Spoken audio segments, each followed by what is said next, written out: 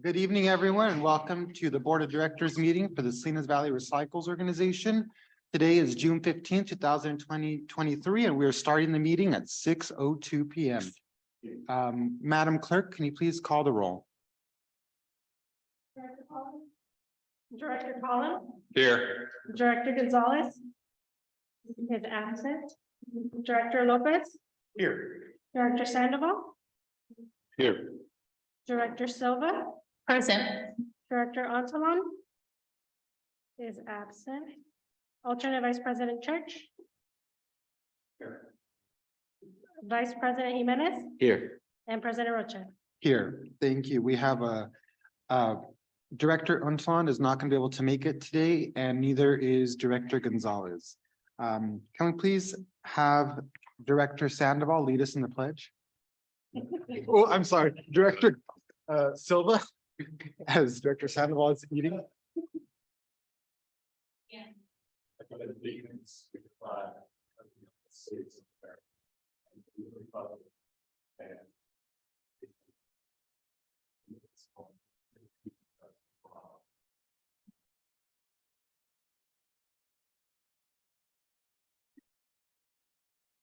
Thank you. Madam Clerk, can you please make the disclosure for our Zoom participation? Servicios de traducción están disponibles vía Zoom oprimiendo el globo de traducción abajo de la pantalla. Si necesitan traducción, nomás oprímanlo. Thank you. We'll now move on to the approval of our agenda. If members of the board have had an opportunity to review the agenda and have any changes you'd like to make, now's the opportunity. And if not, I'd ask for a motion to approve it. Second. Thank you. Motion made by Director Jimenez and seconded by Director Silva. Do I have to take it up to the public for public comment on this item? No. All right. We'll call for, on this item, a voice vote. All those in favor say aye. Aye. Aye. All those opposed? No. And for the record, I was an aye on that, and it's passed unanimously. We'll move on to General Manager and CAO comments. Patrick, the floor is yours. I just have one comment tonight. So just let everybody know, we have now officially moved into the new office next door. So we're now officially at 126 Sun Street, which is right next door to 128. So definitely all board members are welcome to come by if you want a tour. We're happy to provide that anytime. Of course, the executive committee, you'll get a firsthand tour when we have our August meeting. But just to let you all know, we've successfully relocated next door and looking forward to enjoying the new space. Thank you. We'll move on to department manager comments.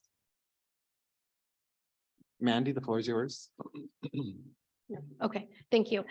This is just a reminder that there are several community cleanup events coming up. So I just want to make a shout out for those, which is also listed in the agenda item tonight. So Gonzalez has their community cleanup next Saturday at Fairview Middle School.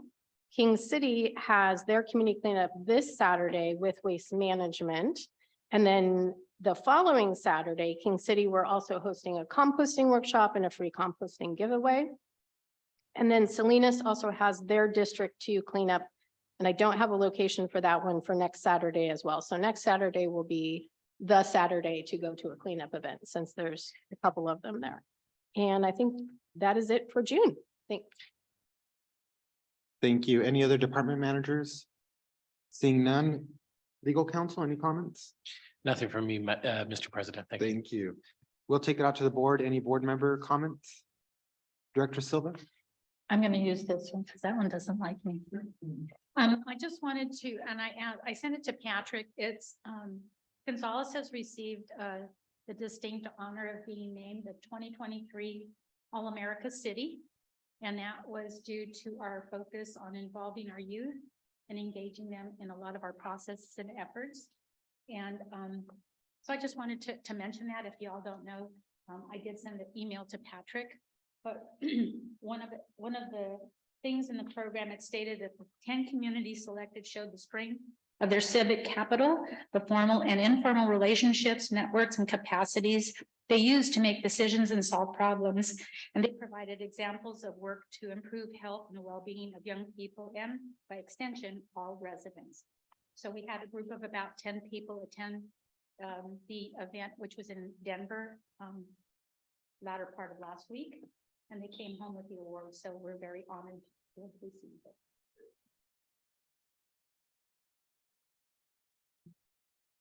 Thank you for sharing that and congratulations. Director Cullen. Okay, we'll try this mic, and I will not get too close to the mic.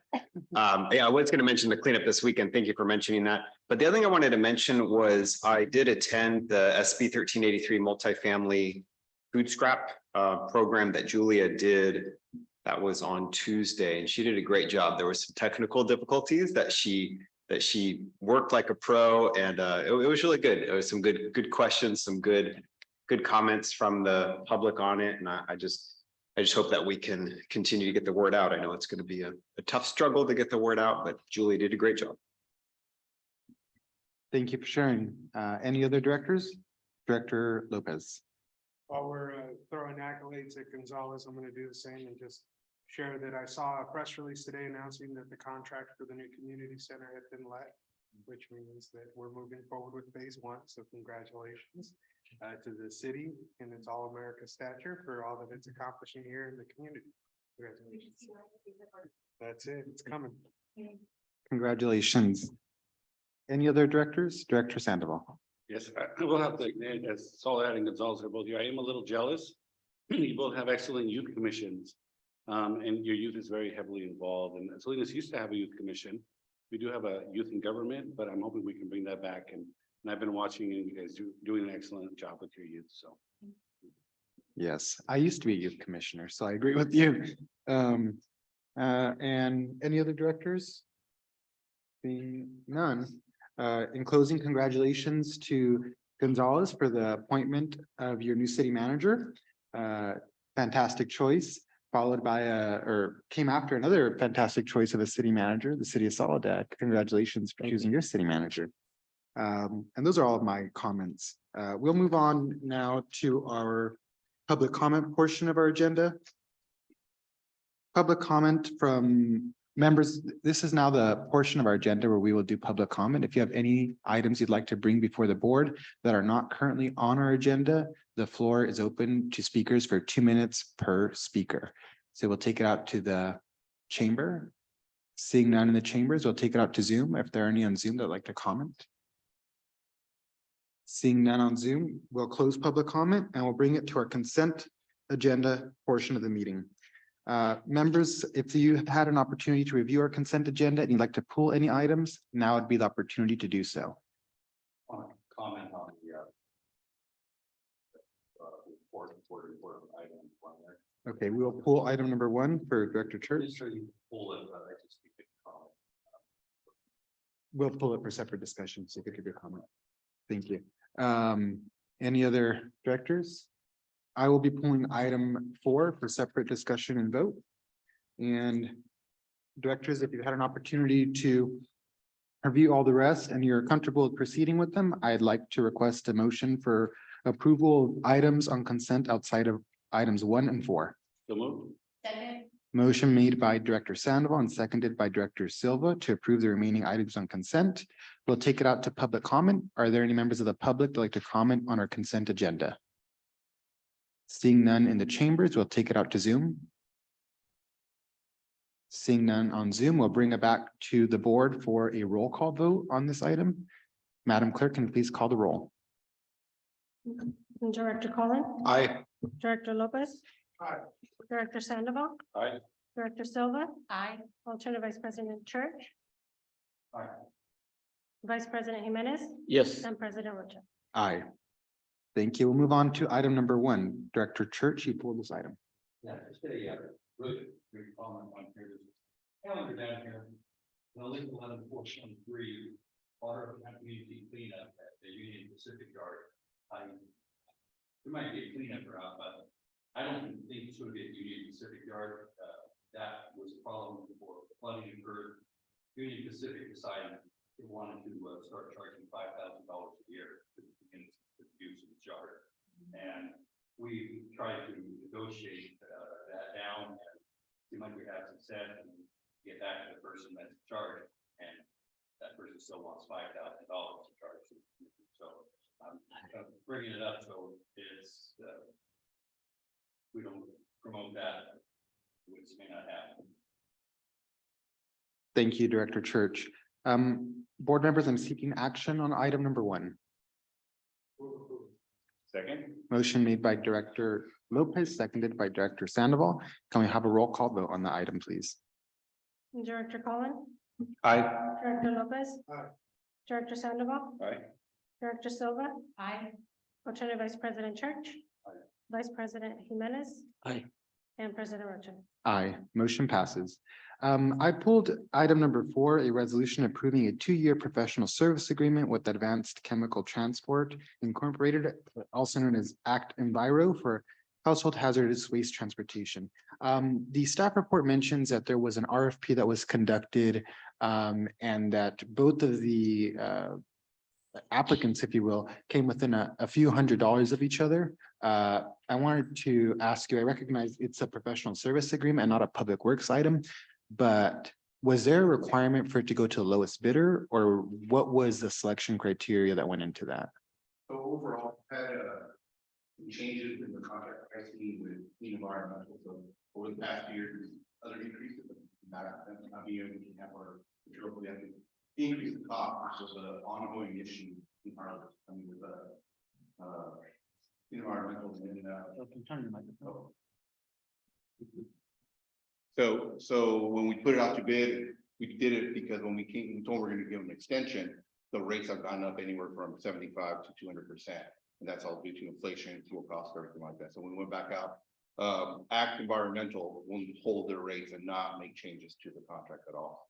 Clean Earth has in the past came back with change orders saying we don't have an outlet for this, increasing those rates, which kind of hurts us. The rates already set in by July. So that's the other issue. So the selection criteria was what? Pricing service. Price and service, and ACT Enviro was the lowest bidder based on that selection criteria? Yes, there were some items that Clean Earth was lower on, another item that ACT was lower on. So they were kind of tip for tat, this is higher, this is higher, this is lower here.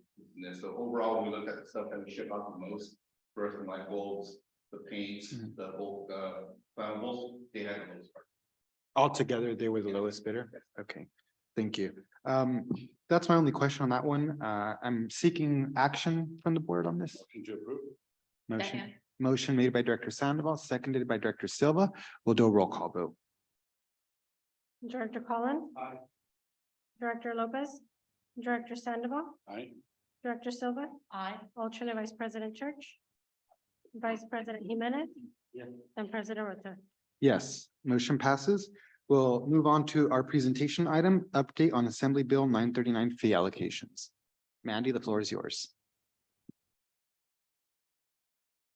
Oh, it's up. Okay, great. Thank you. Good evening, President Rocha, members of the board.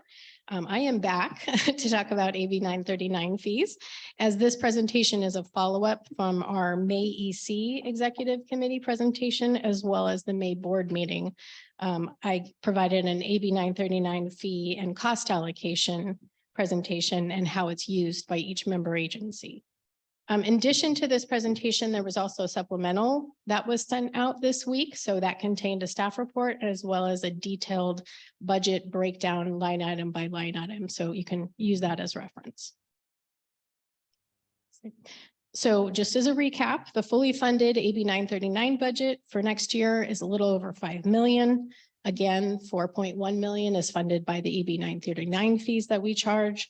And those are allocated to each of the franchised haulers, which are on behalf of the member agencies.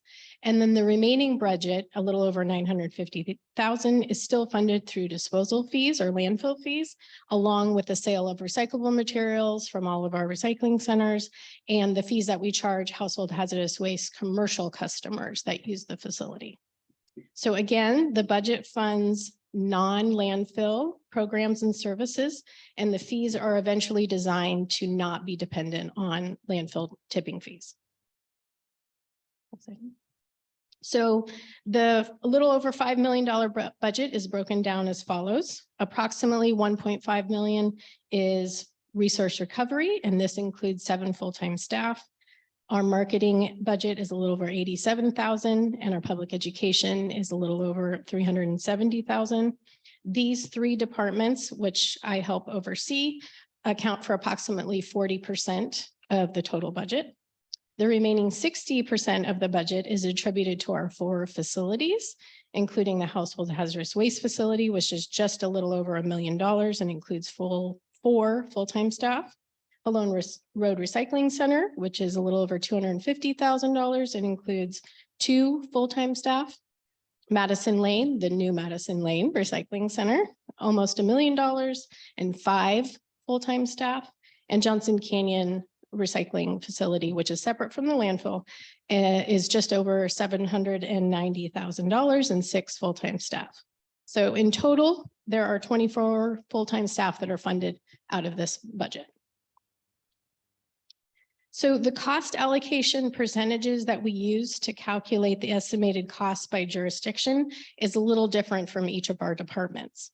So for resource recovery, our budget is based on, or the budget that you're going to see is based on the % of our tracked outreach activities and events by jurisdiction, which I already explained in detail at the May presentation. Both our marketing and our public education are focused on our larger general audience. So those budgets are based on the same percentage used to calculate the AB 939 fees. The household hazardous waste facility cost allocations are based actually on the facility user data percentage. So if you come use the facility, that's how we track the data for that. And then the ABOPS, which is, you can think of it as a mini household hazardous waste and stands for antifreeze, batteries, motor oil, and paint. And those budgets are also based on the same tonnage percentages. The HHW mobile collection are based on the number of events that we attend per jurisdiction. And then the 3 recycling centers, which are again, on-call services, open and available to the public at any time to come use, assuming that we're open. So those budgets are also based on the same tonnage percentage used to calculate the AB 939 fees. So this is the estimated cost by jurisdiction, and we use the same overall percentage by jurisdiction and budget totals that were presented in both May meetings. So this table lists the estimated budget breakdown by associated costs by jurisdiction. And again, there's a more detailed budget in your staff packet.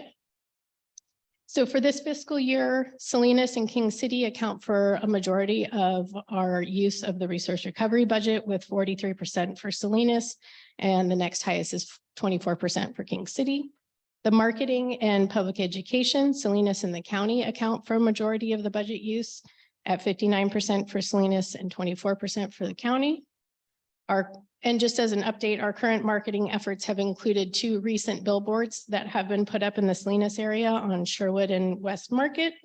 They are promoting the food scraps program for residents as well as businesses. And then we have some ads that are in the Salinas Valley Chamber of Commerce and Monterey County Weekly, their online and email distribution publications. For the household hazardous waste facility, Salinas also accounts for 81% of the budget use. Obviously, this is to be expected. It's in very close proximity for Salinas residents to use, but then Gonzales is the next highest use at 7%. And then the 3 recycling center budgets total approximately a little over $2 million. Salinas and again, the county account for a majority use of those facilities as well. 59% would be attributed to Salinas and 24% to the county. Again, these budget totals will vary from year to year. So this is our best estimate based on the current fiscal year data, tonnage, and our tracked activities. And that concludes the presentation, but I'm happy to answer any questions that you may have. Thank you, Mandy. Any questions from the board? Director Silva. I have a quick question, Mandy. Mhm. If memory serves me right, with regards to the recycling centers, there are it costs more for the Salinas Recycling Center with less than what we have at Johnson Canyon. I think it was about 900,000 versus 700,000. The 700,000 was for 5 employees, no, 6 employees, and the 900,000 was for 5. Is that because we lease the facility at Madison Lane and we own Johnson Canyon? Yeah, that's included in that cost for Madison versus Johnson Canyon. Is it that? Yeah, because it was, see, it's almost $1 million for Madison Lane, and it's almost 800,000 for Johnson Canyon for the operations. Yes. Okay, that's the difference. Okay, yeah, because I'm going like, well, you said, okay, there's more employees at Johnson Canyon and costs more in Salinas. Okay. Well, and the employees at Johnson Canyon, while we're attributing their salaries to the AB 939 fees, because a lot of what, happens at Madison Lane is recycling.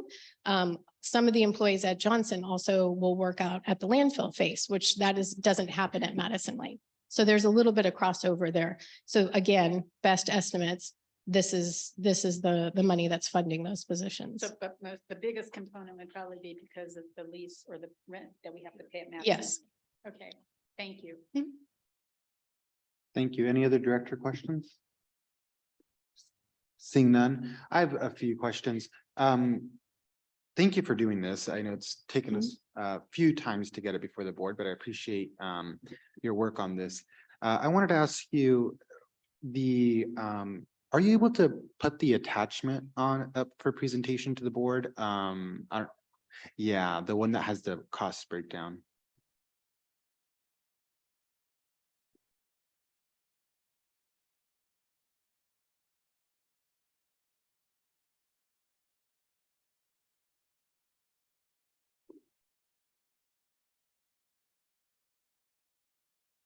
No worries.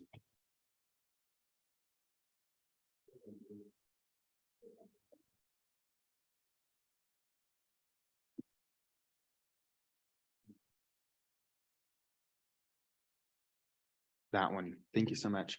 So is this a budget allocation or is this actual spending? Budget estimate, not actual spending. Thank you. Would it be possible, and it doesn't have to be a presentation to the board, but would it be possible to send a memo to the board that includes the actual spending? No, that'd not be possible. We don't track that. That's what we asked if that's what we do. It's estimated based on previous activity, where the spending is. but we- Ray, can you use your microphone? It's okay. But no, we actually do not track to that detail to allocate to the cities. That's why when you asked for the information, we did our best to estimate where the spending happened. But I know That was my question, whether this was actual spending or if it was budget yeah, allocation. well, we estimated the budget based on other information such as tonnage and activity Mhm, used, but we do not actually track it to this detail. mhm, So this is our best mhm. estimates for the information that you were looking for. Thank you. And then I just wanted, I might want to add to that too. When we look at these programs, I look at them a little more simplistically.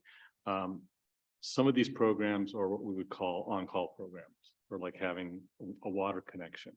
You pay for the water connection as a flat fee to have the connection for service. How much you use is up to you, and that's the same here with like our recycling centers. Those are open. We don't ask customers when they come in. We don't track, which city you're coming from.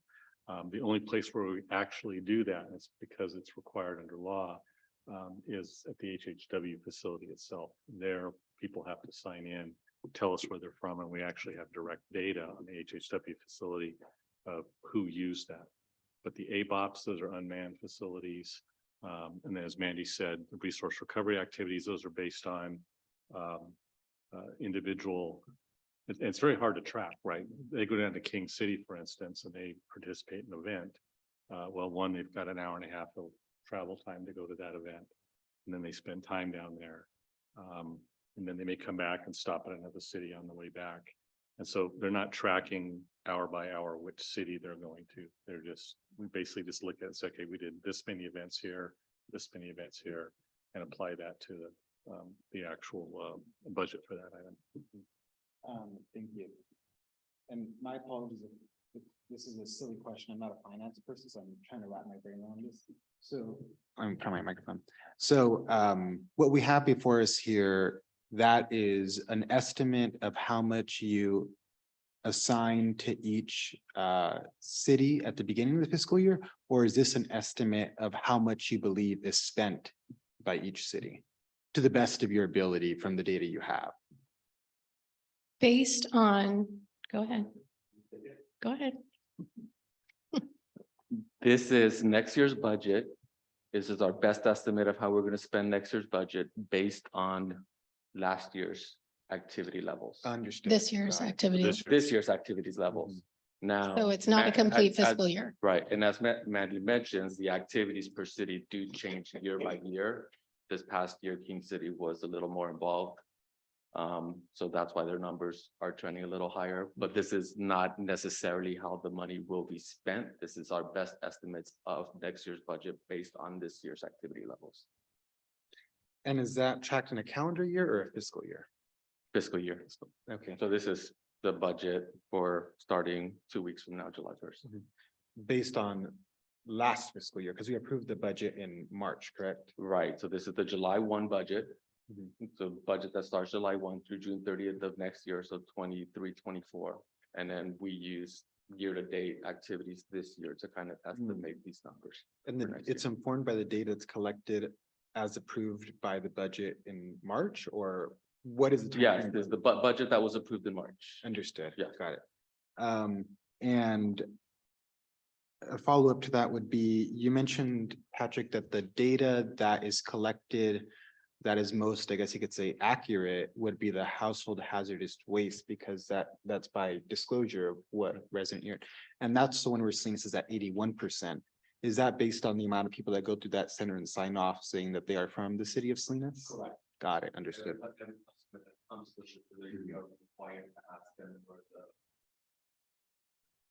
Mhm. And can you define in this context what resource recovery means? I'll let Mandy take that one. Oh, no, you don't want to do that one, right? Resource recovery is AB 939. So all those programs, which I know you probably don't remember, but I gave a presentation in January that said there are over 50+ programs that we have to report on it's your programs. It's the city and the county's programs. It's not ours. We help administer those for you. We also help track them and record them and report on them. So our staff, the resource recovery budget that you're looking at is a lot of the staff time incorporated with going out and talking with the businesses and working with the schools and implementing the programs and working with the haulers and doing all the outreach and education that's required so that you have a program. It's one thing to say like you have service, like Republic Services for Salinas, for example, offers garbage, recycling, and organics. That's totally different than implementing a program at a school or a business that says, oh, everyone's participating, they're participating correctly, they know what to put in the blue bin or the green bin, everybody's been educated. All of that is part of the reporting to the state for AB 939 programs. Thank you. It's really helpful. In the context of what's presented before us today, I see that it's 2,100 resource recovery, which is reflecting a certain portion of the budget, but there's also from marketing, public education, household hazardous waste. So in the context of that one specific set of line items within the budget, what does that entail?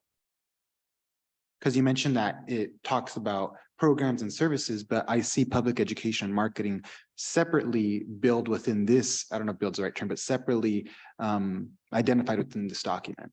So marketing is usually our contract with SGA, who is our marketing consultant, who then does all the media buys. That's the majority of the marketing budget, or basically all of it. The public education is really the supplies. So if you go to a business or a school, you have to have recycling bins and organic containers to bring in so that they have in-house as well as back of the house service. So it's purchasing all of those materials. It's purchasing the brochures, it's printing the brochures. It's all inclusive in there. And then general supplies, we're building the Johnson Canyon Ed Center. So a lot of that money, like this fiscal year, a significant portion has been used to help fund that program. We also have the school assembly program, which comes out of the public education budget.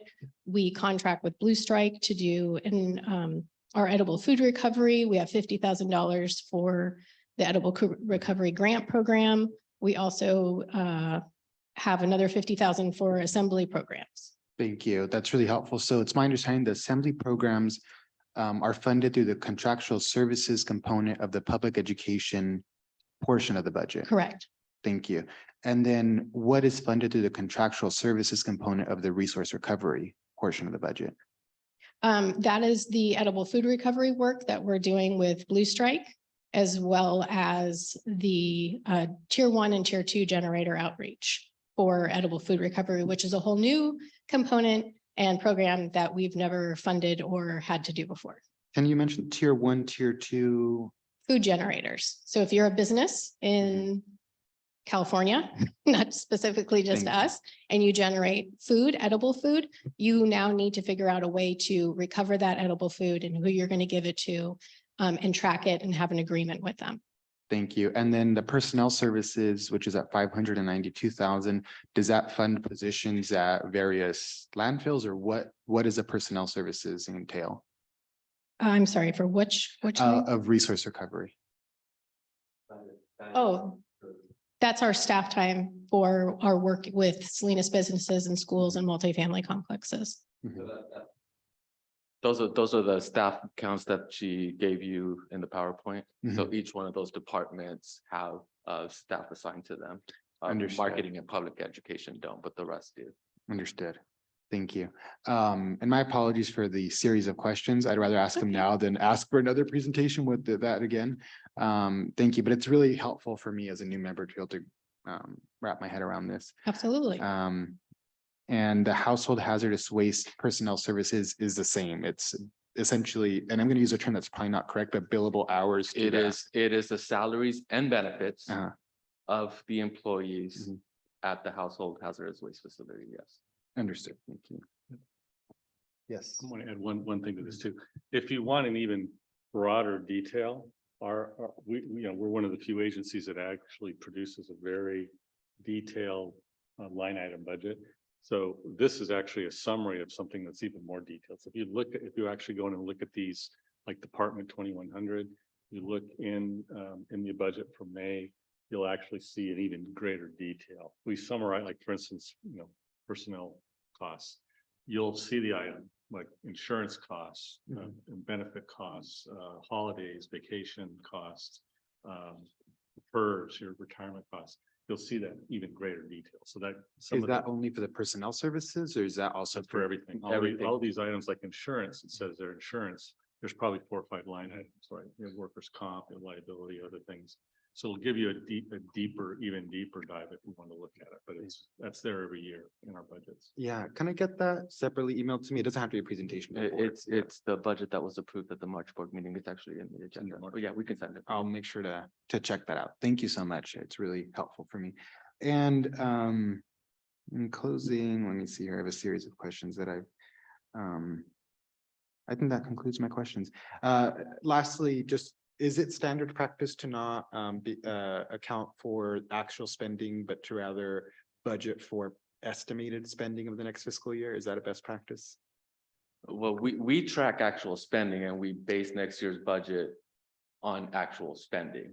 And we estimate it based on the information available at the time. We do not track spending by jurisdiction. It is one agency and we treat it all as one bucket. But you receive the revenue from those respective jurisdictions. For AB 939 fees, yes. Yes, and I'm asking a question about the actual spending for AB 939.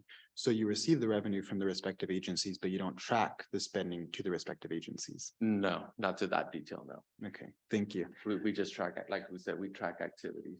Thank you. I appreciate that. That concludes my questions. So we'll take it out to the public now. If there's any members of the public like to comment on this item.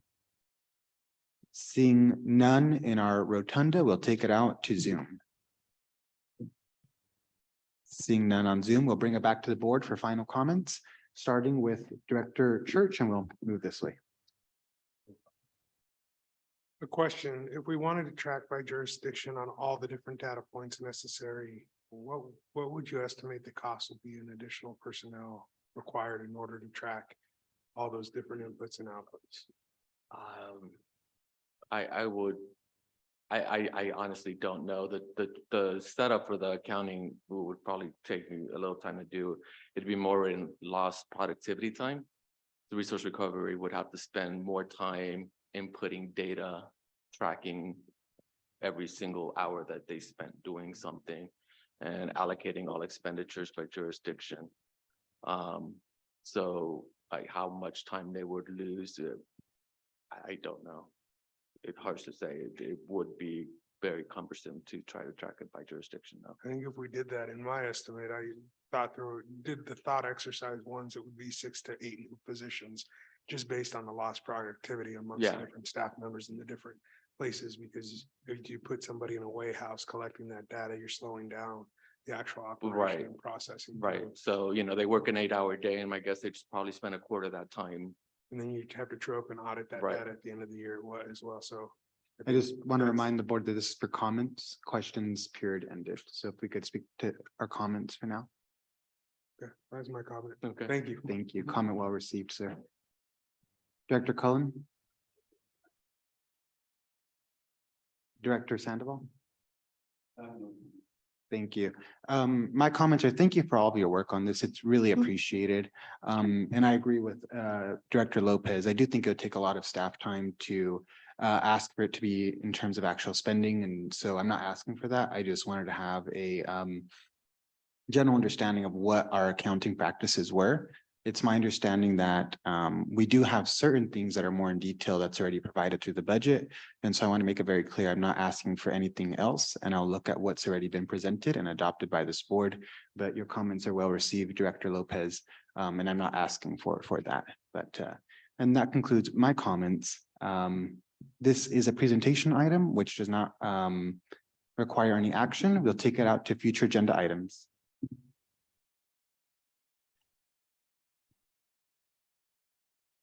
Right, well, we have nothing for July. I hope.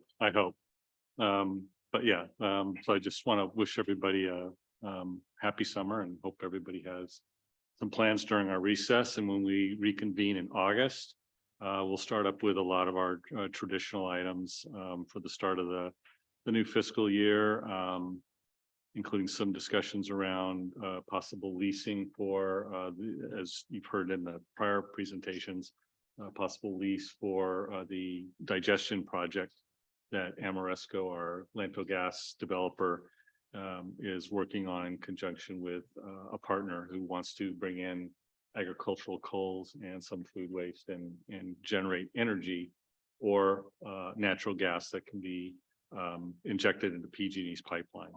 We'll also be having Brian and Caesar do a presentation on operations and environmental compliance issues. Just again, some follow-up to our landfill 101 and operations informational sessions, and then our annual tonnage and diversion performance report that we always do in August. So right now we have those items. I may have an additional item. Also talking a little bit about the possibility of considering a public convenience center at the Crazy Horse landfill. I talked with Director Vice President Church about this a little bit. Maybe some interest in looking at a small public facility at that site.